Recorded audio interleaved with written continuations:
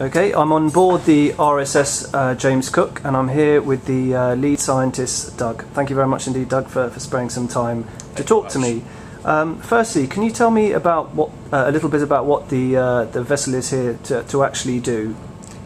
This is the start of actually a two-cruise program, two-expedition program, and we're going to be exploring the Mid-Cayman Rise Spreading Centre, the Cayman Trough, effectively, one of the deepest parts in the ocean, certainly the deepest part in the Atlantic Ocean, and we're looking for environments called hydrothermal vent systems, which have novel biological and chemosthetically based systems. They're totally different to every other biological community on the planet in the fact they don't rely on sunlight.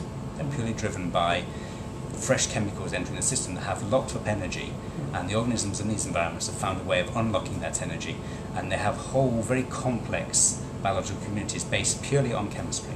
And how many trips have you actually been on, Doug? How many have you done now? I've been actually looking at hydrothermal vent systems for the last 8 years, and I've done must have been 9 or 10 actual exploration cruises such as this one, during which time we've identified 5 new hydrothermal vent systems that were previously unknown. So we're batting pretty good average. Some of the other cruises actually went back to sites we already knew about, but actually as far as exploration sites, we've found, fortunately to date, a new vent site every time we've looked for one. Okay, and are you particularly excited about this trip? Oh, there's coming to the deepest part. I mean, every time you go to a hydrothermal vent system, you almost always find new species, new environments.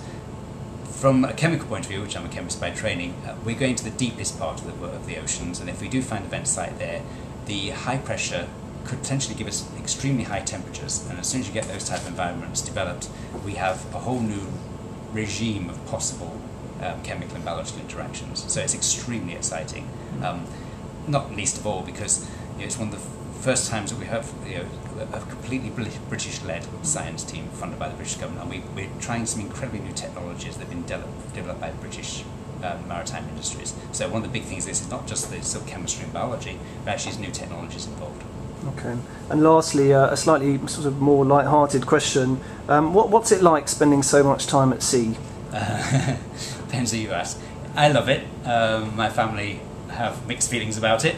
Often they're glad to see the back of me, but sometimes obviously it's always exciting. One of the good things is we've just finished a cruise 3 weeks ago, and getting back on the same ship 3 weeks later, it literally has felt like we've been away for a weekend.